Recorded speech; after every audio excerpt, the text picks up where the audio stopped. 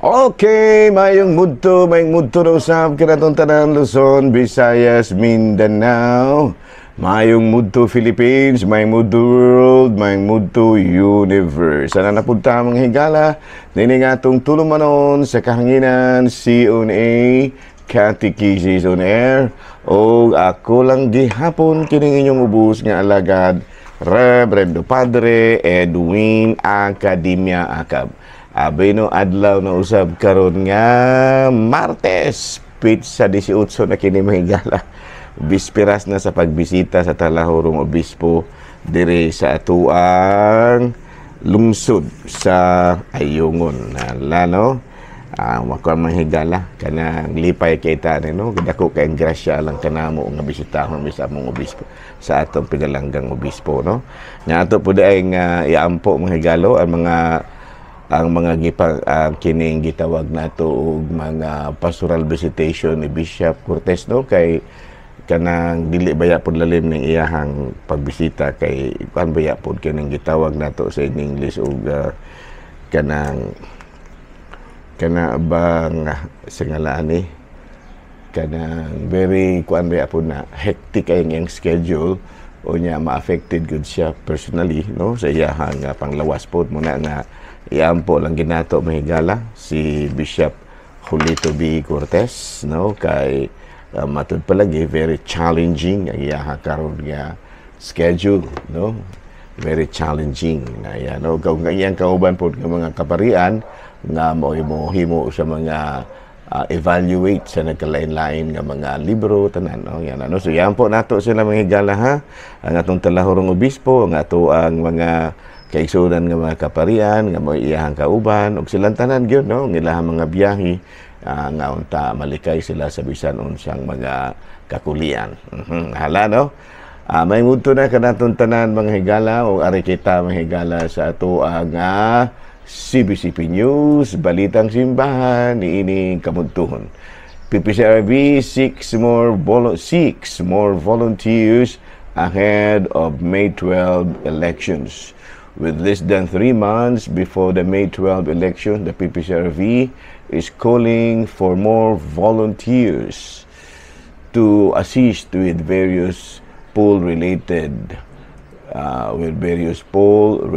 activities. No? Sa pasabot mahigala ang CBCP nanawag ang PPCRB, ang Parish Pastoral Council for Responsible Voting ng one gyud mahigala na hangyo nga kining magkuan gyud unsay nga laaning daghang kay mo voluntaryo no, parang munang ako palang daan siguro karong April no, karong March magsugod na kog panawag og mga batanon nga ato ang kuan kay basig maulahin na unya ta basig maulahin na unya ta mas maayo nga sayo pa naa ready na ang ato mga batanon no, ato na nga nahinay-hinayan sila og kanang gitawag itong orientation, gi-orient na nato daan. Hala no, may mudto na kanatong tanan og ari kita sa Vatican News mga higala.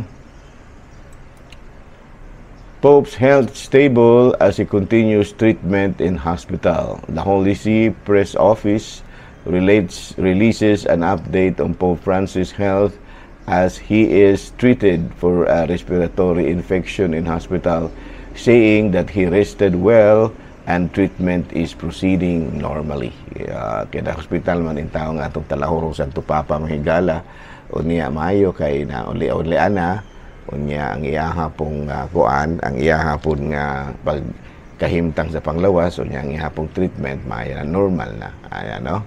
Hala no, salamat kayo mga higala no, kay di dako na itong kalipay nga ang atong Talahorong nga Santo Papa ana sa mayong kahimtang sa panglawas. Hala no, mayong mudto na ato daay nga timbayaon usab og mayong mudto ang atong Talahorong Obispo Bishop Julito B. Cortez, ang atong mga kaparian, of course ang akong mga classmates no. Kumusta man si Father Obing Masyon dinha sa may Larina Sikihor, ang ako po mga classmate po usa na diri sa kining Himalalod no, si Father Dami Hiramis ug ang usa pa gyud no, si Padre Tonton Arnaiz diri sa Kwasay Parish sa kining Kantili dili Kwasay pare sa Batingkil. Ayan, no? Nahala, no? May mudto na kanatong tanan. O, ako mga classmate po sa Cebu, no? Si Father Mario Atienza, Father Joseph Anore, no? Si Father Rosdel Noel, si Father Milton Merida, si Father Monsignor Tingting Angkahas, no? O nga manusab si Father Joey Belsinia, no? Nahala, no? May mudto na. Bale, rum narka. Gusto naman ako mga classmate sa Cebu nga mga buutan nga mga pare, mga higala. Unya, ako pong kumtimbayaon ng may mudto nga akong mga classmate dito sa layong dapit sa Maasin, no? Si Father Dodong Cordobes o si Father Samuel Papa. Ala, no? May mudto na kanatong tanan ng hinaot kita nga ana kitang tanan sa kapiskay sa panglawas. Ato paday nga timbayaon og maayong mudto ang atong mga lay ministers, mga miyembro sa MBG. Ayan, no? Kumusta na ato mga sakristan? Salamat dito mga higala sa mga sakristan, no? Daghan akong sakristan diri. Kanang nangalagad sa simbahan, bata pa nangalagad na. Nara, no, may mudto na kanatong tanan, ari kita sa Saint of the Day. Bueno nga atong Saint of the Day karon, mao si Blessed John of Pisoli.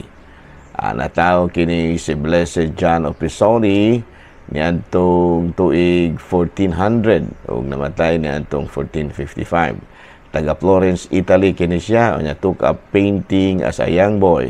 Joined the Dominican about age 20 and mastered his talent in painting. Even Michelangelo admired his talent, no? Masterpieces, Annunciation and Descent from the Cross, Monastery of Saint Marco in Florence, and acquired leadership within Dominican order. Ayan, no? Okay, no? Offered to become Archbishop of Florida, Father Angelico declined, no? Father John of Pisoli declined, preferring a simple life. Died in 1455 as patron saint of Christian artists. Yan ang ingig po dahil siya kayo yun. Di po di matabang niya ito ang igsuon niya si Brother Blessed John of Pisoli. Ayan, no? Nahala, no? May mudto na kanatong tanan, ang hinaot kita, nga ana ang kitang tanan, sa kapiskay sa panglawas. Nahala, ara na ta diri sa ato ang catechism. How to avoid sexual misconduct. Okay, no? So, unsa magani itong kuan? How to avoid sexual misconduct. Of course, there are steps. No? First step is discover the underlying causes that generates the desires for sexual misconduct. Unya usa sa mga gitawag nato og hinungdan nga ng usahay makahimo kitag mga sexual misconduct, no? Kining acts of lasciviousness, sexual harassment, sexual abuse, or maybe rape. Usahay kinig yung alcoholism. Reduces the internal inhibition to commit sexual offense. Drug abuse, usapon na mga higala, no? So, usapon na nga magkapaguba sa ato ang maayong panghuna-huna, no? Kining alcoholism. Number 2, kining drug abuse, no? Nasubrahan na bitaw ka sa gamit sa kining gitawag nato og ginadiling druga o baka kining dili maayo nga kining sobra nga inom ana, no? Bueno, kung atong basahon sa Mateo kapitulo 5 bersikulo 28, apan karon sultihan ko kamo nga bisan kinsay mo tan-aw sa usa ka babaye uban sa laway nga hunahuna makapanapaw na kaniya sulod sa iyang kasing-kasing, no? Ingon niya na mahigala. Sa Galatias kapitulo 5 bersikulo 19, sa ayon kayo pag-ila sa buhat ni adtong nagsunod sa tawhanong kinaiya. Makita kini diha sa malaway, hugaw ug hilas nga mga buhat. Sa Roma, Kapitulo 13, versikulo 13, magbinuutan kita sa atong pagkinabuhi.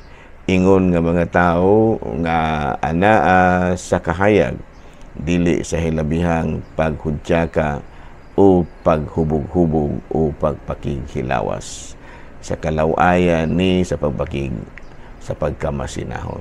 Ingon yan, no? So, maningkamot yung kita mahigala, no? Magbuutan kita, no? Daliman biya kang mga acts of lasciviousness, nga mga priso, sexual harassment, no? Sexual harassment, no? So, kining sexual harassment, kining hulgaon aron makipag-sex. Amo, maestro, ang uban pa. Sexual abuse, solicitation, rape, pagpanglogos. You know? Sexual abuse and rape. Okay, another topic, another kuanta mahigala. Arita mahigala sa kining paghubog-hubog, no? Hubog-hubog. No, muna ginaingon nga moderation, no? Identify the key triggers that lead you to overdrink and develop means to neutralize those triggers. So sa ato pa, kanang kung lagi alcoholism, lagi mahigala, no? Usa sa mga causes nga murag makahimo kita niining dili maayo nga kini bitaong buhat, no? Kining gitawag na to kining sexual abuse. The first is identify the key triggers that key triggers that lead you to overdrink and develop means to neutralize those triggers. Identify and start new space-time activities that will displace drinking in you. When you have do a post-mortem to see what was wrong. Ayan, no? Sa ato pa, i-identify ganato ang mga triggers, no? Kanabitang mga hinungdan, mga higala nga no nga makahimo kita maghubog-hubog, dagin mo overdrink ba? Una kita hubog-hubog ba, overdrink, and develop means to neutralize those triggers. No. Number 2, identify and start new space-time activities that will displace drinking in your life. Okay, now sa ito pa, buto na una to nga doon naman mga pahigayon, doon naman mga hinungdan nga nung maghubog-hubog ta, ato yung paningkamutan nga atong mawala ng mao nga mga hinungdana, no? Aron nga dili na ta mamahimo nga palahubog. Ingon yan. Okay. Another question. Father, unsa maning sala nga sin of omission? Okay.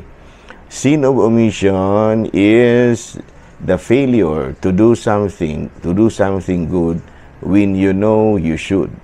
The parable of the Good Samaritan in the Bible is a classic example of this. Both the priest and the Levite passed by the injured man without helping, leaving him half dead. Okay, no? So, ato ka nang mabasa mga higala sa Lucas, Kapitulo 10, versikulo 30 to 37. No, nga matud pa ang katong pari, no, og Levita, katong abogado ba, Levita man na siya. Ni Agira, bisag nakakita silang tao nga gibanhigan, unya medyo kinahang talabangon, wala ginila tabang. Imo na gitawag nato sa in English og sin of omission. Kung natong basahon sa Santiago, Kapitulo 4, versikulo 17, therefore, to one who knows the right thing to do and does not do it, to him it is a sin. Oh, nade na sa Santiago, may higala, no? Therefore, to one, matud pa,